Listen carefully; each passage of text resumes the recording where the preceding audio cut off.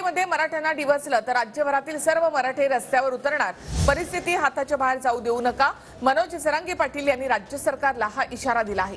मराठा समाजासाठी गोळ्या झेलायला देखील आपण तयार आहोत, तसा प्रयोग झाल्यास सरकारचा विषय कायमचा संपला असा इशारा जरांगे पाटलांनी दिलाय।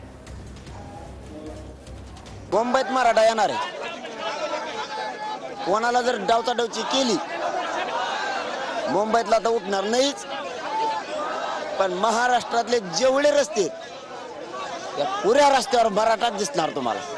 तुम्ही शांततेत दिसणार, तुम्ही हे हाताच्या बाहेर जाऊ देऊ नका। शहाणे असाल तर तुमच्या उभ्या आयुष्यातली तुमची मोठी चूक झाली असं तुम्हाला पश्चाताप येऊ देऊ नका, ही माझे हात जोडून विनंती सगळ्या सरकारला। तर मी तर गोळ्या घालायला तयार आहे, आणि जर तसा प्रयोग तुम्ही केलाच गोळ्या घालायचा, वर्षानुवर्ष मराठी रोडवरती उठणार नाही, हे शब्द लिहून ठेवा म्हणा सरकारला। दिला TV9च्या माध्यमातून मला जर तुम्ही गोळी नाही तुम्ही काही लावून बघा, मी तर बळी द्यायला तयार आहे।